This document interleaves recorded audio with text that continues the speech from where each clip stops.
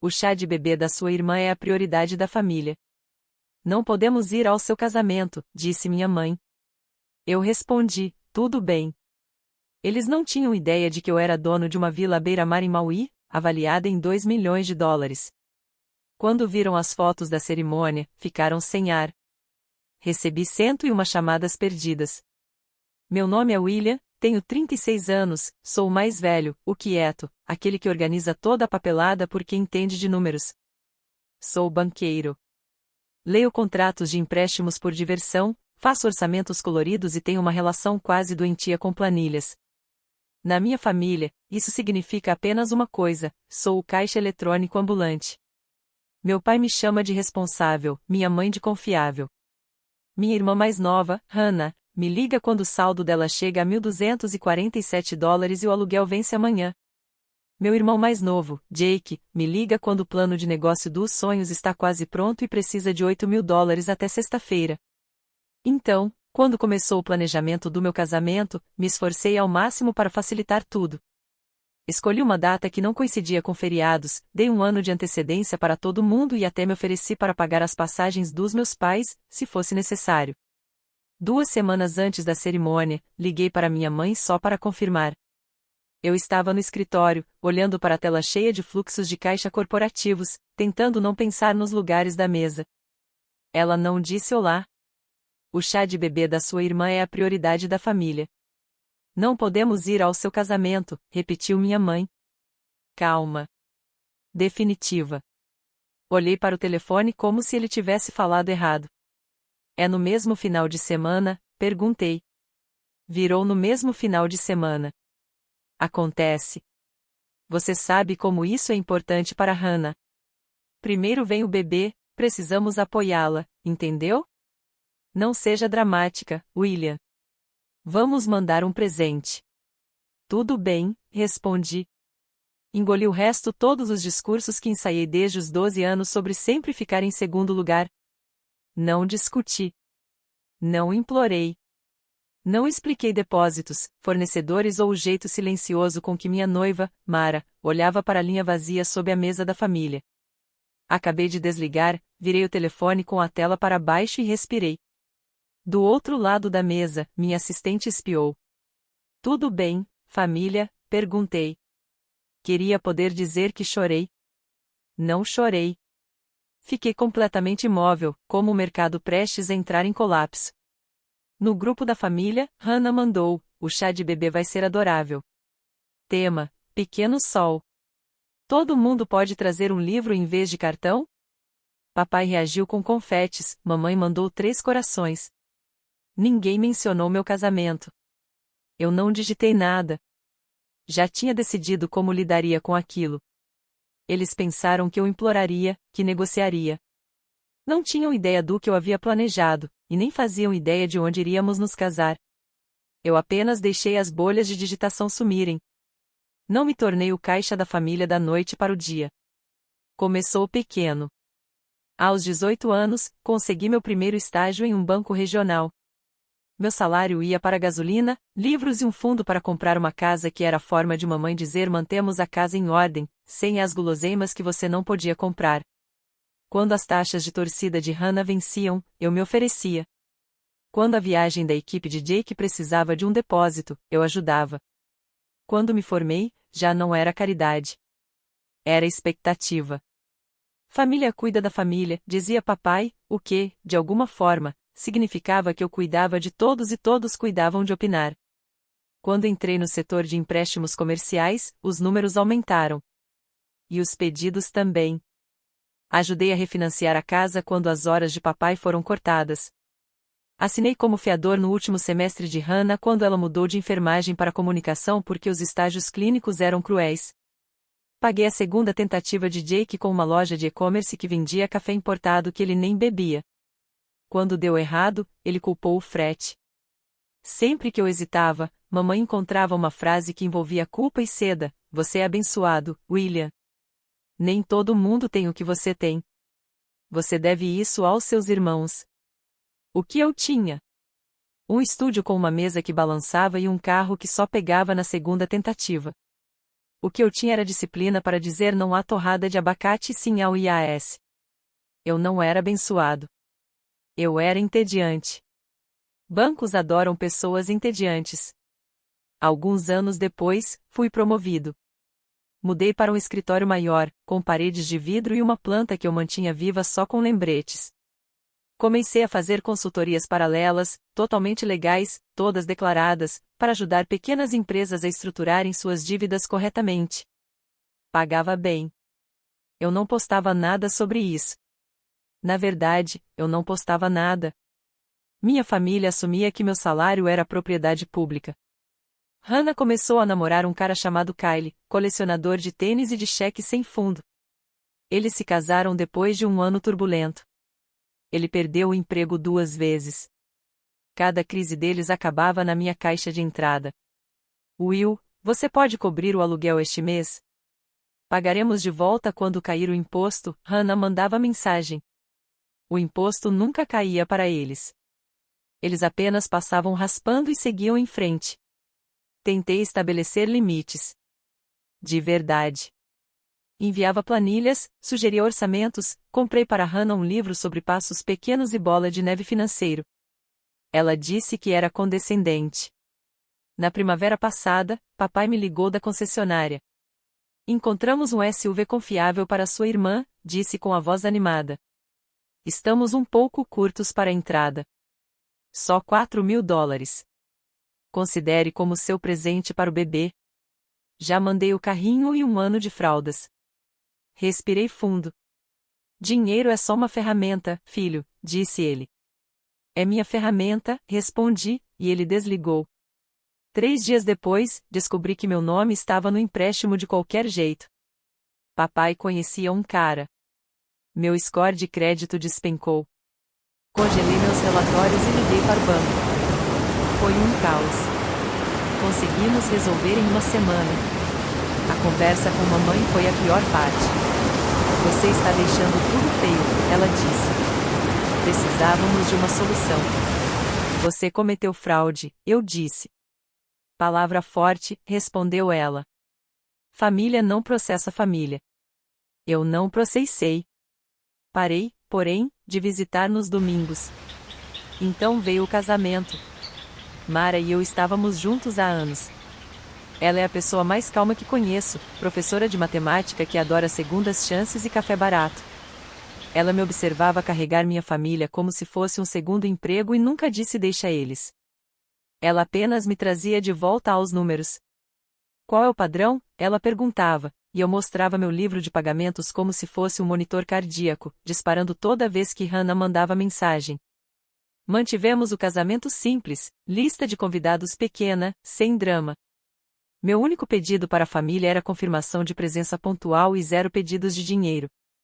A semana do chá de bebê se aproximava. Primeiro, era o final da primavera. De repente, era o fim de semana do meu casamento.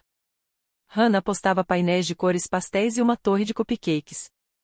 Mamãe escreveu, o dia da Hannah vai ser mágico. Quando eu educadamente apontei a data, ela respondeu, casamentos podem ser marcados a qualquer momento. Bebês são especiais. O bebê não nasce em 3 meses? Perguntei. Exatamente, disse ela, como se tivesse vencido uma partida de xadrez. Depois disso, o grupo da família ficou em silêncio sobre o meu casamento, exceto pelo comentário de Jake.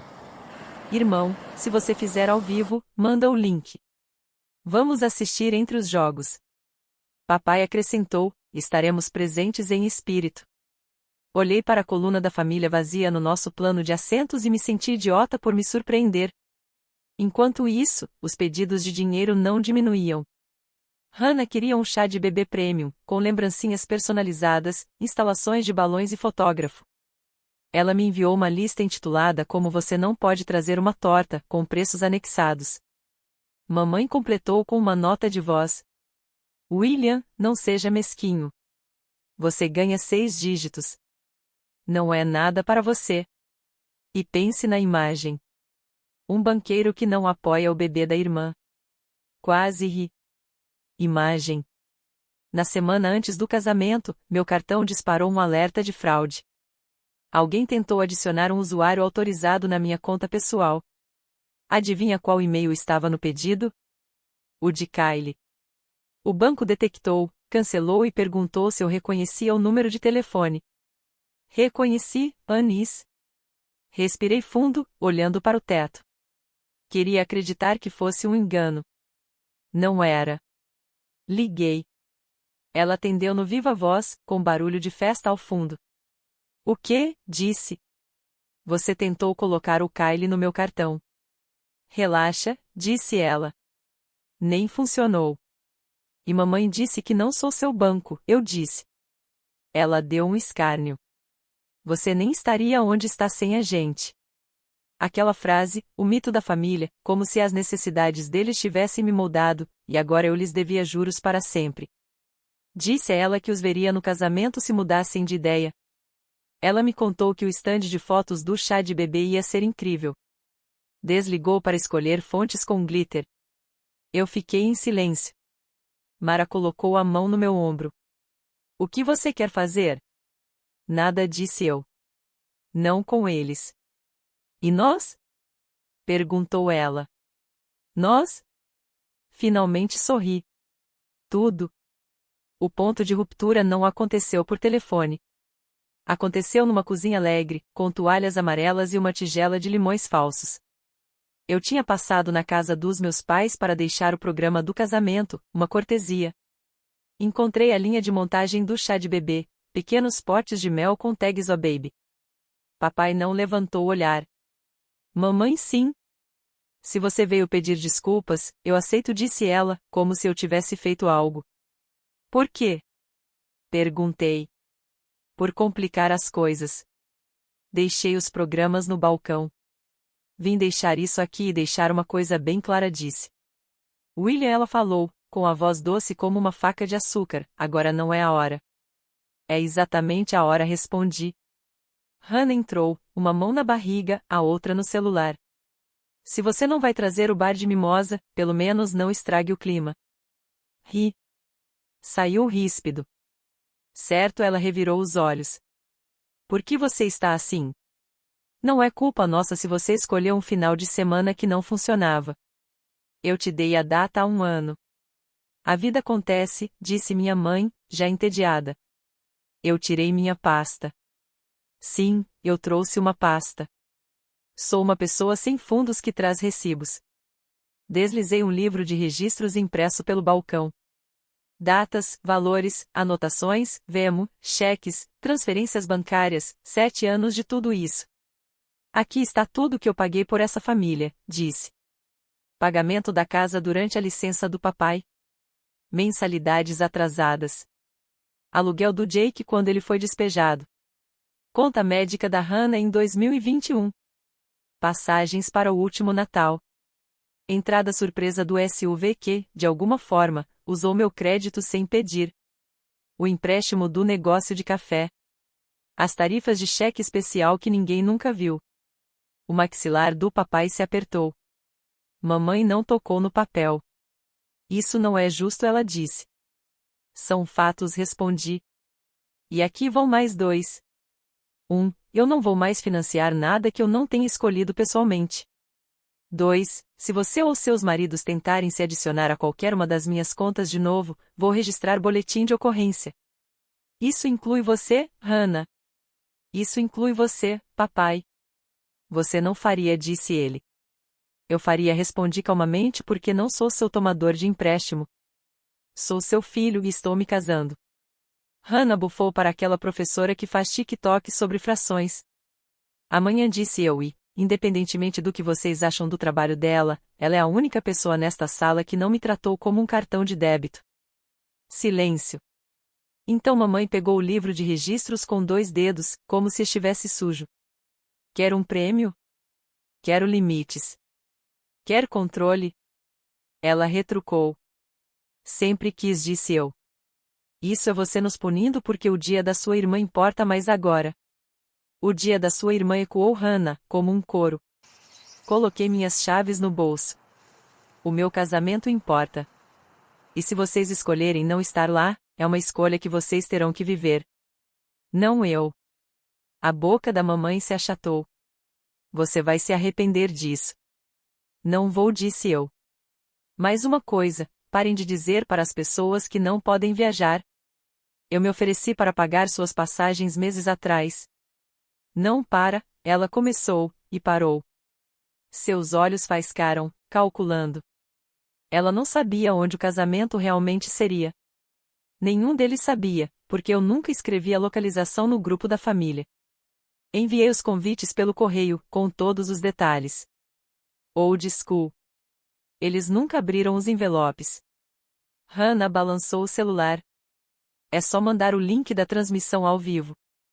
Não vai ter, respondi. Papai empurrou a cadeira para trás. Então é isso. Você está nos cortando na semana do seu casamento. Estou cortando o acesso à minha carteira, disse eu. Sempre tiveram acesso a mim. Só não usaram. Saí ao som da tesoura cortando fitas. Ninguém me seguiu. Dirigi para casa, lavei as mãos de mel e glitter, e mandei uma última mensagem no grupo. Os detalhes da viagem estão no envelope que enviei há 6 meses. Vocês ainda podem vir, se quiserem. Por favor, não me contatem no dia do casamento. Ninguém respondeu. Em menos de 1 hora, Hannah postou um bumerangue de cupcakes amarelos com a legenda: família de verdade aparece. Mamãe comentou: com certeza. Papai colocou um joinha. Coloquei meu celular no modo não perturbe e comecei a fazer as malas. Voamos 3 dias depois. Se você está se perguntando por que eu estava tão calmo, é porque o plano não dependia deles. O local não era um salão de hotel na nossa cidade. Nem sequer ficava no continente. 5 anos atrás, depois de uma promoção difícil e um bônus que parecia surreal, comprei uma propriedade que a maioria das pessoas da minha idade nem visitaria, exceto como papel de parede, uma vila à beira-mar em Maui. 2 quartos, varanda em volta, um pedaço de céu que parecia pintado de novo toda manhã. Não foi impulso. Foi matemática. Alavancagem com juros baixos, aluguel de alto rendimento cobrindo os custos, estratégia fiscal que meus colegas ainda zoam no happy hour. Nunca contei à minha família, não porque estava escondendo, mas porque no momento em que eu compartilhasse, tudo se tornaria coletivo, e eu seria perguntado quantos parentes poderiam aparecer por uma semana durante a alta temporada. Mara sabia. Meus amigos mais próximos sabiam. Minha família não. Então, quando minha mãe disse que o chá de bebê era prioridade e que não poderiam ir, eu não contei que a cerimônia seria ao pôr do sol, com o Pacífico literalmente aplaudindo nas rochas atrás de nós. Não contei que o oficiante seria o antigo mentor da Mara, nem que receberíamos 20 pessoas na varanda com flores frescas, votos descalços e um ukulele que fazia até o velho ceticismo do Jake na minha cabeça se calar. Chegamos na quinta-feira. Na sexta, nossos amigos já haviam enchido a cozinha de flores. Os pais da Mara choraram, lágrimas de felicidade, ao verem a vista. Eu grelhei maí-maí com um avental que dizia: churrasco de banqueiro na temperatura certa. Ensaiamos rindo. Ninguém praticou olhar para as cadeiras vazias. No sábado, acordei com uma dúzia de mensagens pensando em você e uma da Hannah, uma selfie com um arco de balões, tema sol. Queria que você estivesse aqui para ver, escreveu, como se não tivesse ideia do que aquele dia significava. Eu não respondi. Às 17h47, Mara saiu com um vestido simples, cabelo preso, e olhos que tornavam respirar opcional. O céu ganhou uma cor que não tem nome, a não ser que você trabalhe em lojas de tinta. Dissemos nossos votos com areia sob os pés. Nossos amigos aplaudiram e choraram. O oceano fez o que sabe fazer. Durante o jantar, minha amiga Elise tirou fotos. Ela é fotógrafa e não usa a palavra conteúdo. Capturou a vila como se fosse uma revista, por acaso. Depois dos brindes, nos enviou algumas fotos pelo airdrop. O beijo emoldurado pelas palmeiras. Mara rindo nos degraus. Eu carregando ela pela porta, com o oceano desafiador atrás de nós. Postamos 3 fotos. Sem legendas, só imagens. Não marcamos a localização. Nossos amigos fizeram isso por nós nos stories deles. Na hora da sobremesa, o grupo da família, que estava silencioso do meu lado há dias, começou a brotar pontos vermelhos como se fosse uma erupção. Eu não abri. Coloquei o celular numa gaveta e dancei com minha esposa. Às 22h36, Elise sussurrou. Você vai querer ver isso. Mostrou o celular. O story do Instagram da Hannah não eram mais cupcakes. Era uma gravação da tela com nossas fotos. Ela havia dado zoom na água e escrito: onde é isso? Mamãe comentou em um repost de um primo. Isso é um resort? Por que ele não nos contou? Papai me mandou mensagem. Me liga agora. Não liguei. Arrumamos tudo, guardamos as sobras na geladeira e sentamos nos degraus ouvindo o oceano tomar decisões. Por volta da meia-noite, cedi e chequei o celular. 101 chamadas perdidas. Mensagens de voz empilhadas como livros que você nunca planejou ler. Mamãe, papai, Hannah, tias que eu não ouvi há anos. As palavras se misturavam nas prévias. Inacreditável. Como você pôde? Sua avó ficaria. Estamos convidados para after party? Isso é cruel. Por que você está escondendo dinheiro? Quem pagou por isso? Você sempre acha que é melhor que nós. Fez sua mãe chorar. Mara me olhou. Eu olhei de volta, cansado. O que você quer fazer? Ela perguntou. Escovar os dentes, disse eu. Ela sorriu. Movimento de banqueiro. Dormimos com as janelas abertas. O ar da noite cheirava a sal e flores. Pela primeira vez em meses, meus ombros relaxaram. Manhã. Café na varanda. O celular ainda fervia de chamadas perdidas. Escutei uma mensagem da mamãe, porque não sou feito de pedra. A voz dela estava tensa. William, você nos envergonhou. As pessoas estão perguntando de onde você tirou dinheiro para isso. Você não pode ostentar riqueza e excluir a família. Sabe como isso nos faz parecer? Me liga imediatamente para que possamos explicar que você foi impulsivo e não pensou direito. Eu ri alto. Impulsivo. Depois veio o papai. Filho, te criamos melhor que isso. Hannah está arrasada. Você poderia ter feito a coisa certa e feito o casamento em algum lugar normal, onde sua família pudesse participar. Você colocou sua irmã em uma posição terrível. Então, Hannah continuou, você tem feito o papel de rica enquanto nós nos viramos. Uau! Espero que seu oceano te aqueça quando você não tiver família. Eu digitei uma única mensagem no grupo e enviei. Enviei os convites com todos os detalhes há 6 meses. Vocês escolheram não vir. Também tentaram acessar minhas contas sem permissão. Isso termina agora. Por favor, não me contatem até que possam pedir desculpas sem desculpas.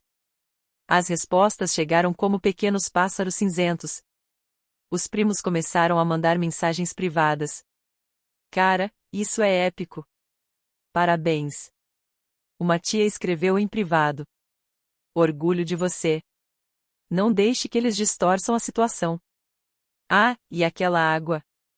Uma das amigas da Hannah, alguém que me observava silenciosamente pagando as contas por anos, me mandou um print das mensagens privadas da mamãe reclamando que eu a havia surpreendido. Eu não respondi. Não expliquei a matemática, a hipoteca, a renda do aluguel, nem como passei meus 20 anos dizendo não para férias para poder dizer sim a isso.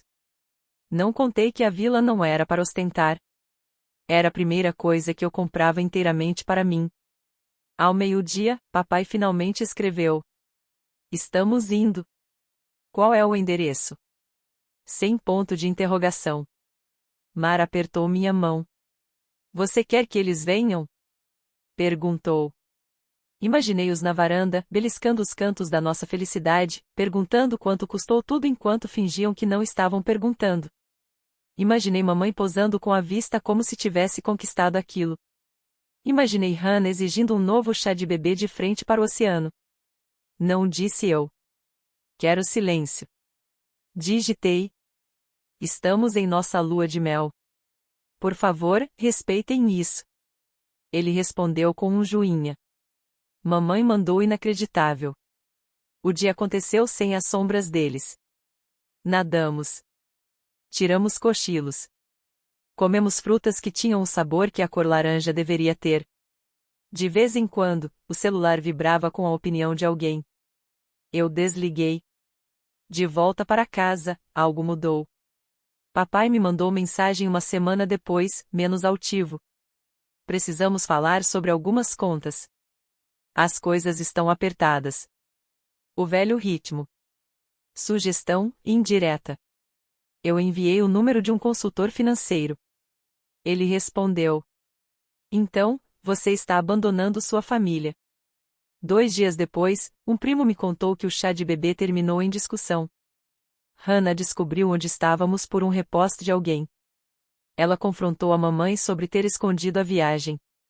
Mamãe disse: William deveria ter nos contado. Papai culpou a influência da Mara. Kylie perguntou se a casa era uma timeshare, num tom que deixava claro que ele havia pesquisado sobre hipotecas e não aprendeu nada. O universo se reorganizou sem nenhum esforço meu.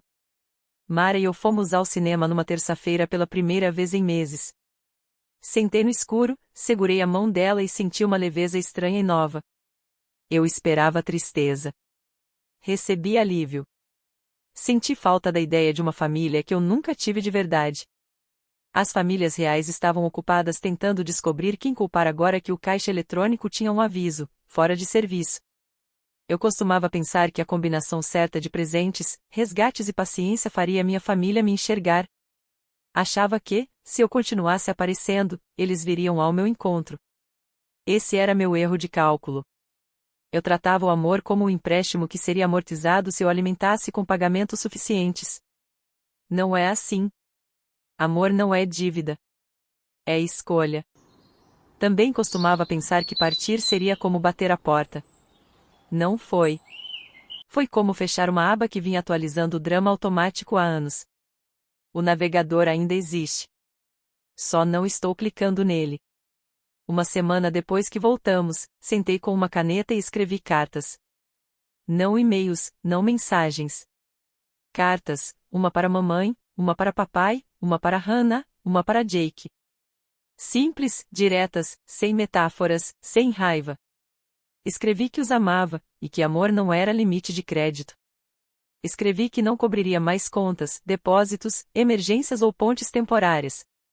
Escrevi que qualquer tentativa de acessar minhas contas significaria boletim de ocorrência, não reunião de família.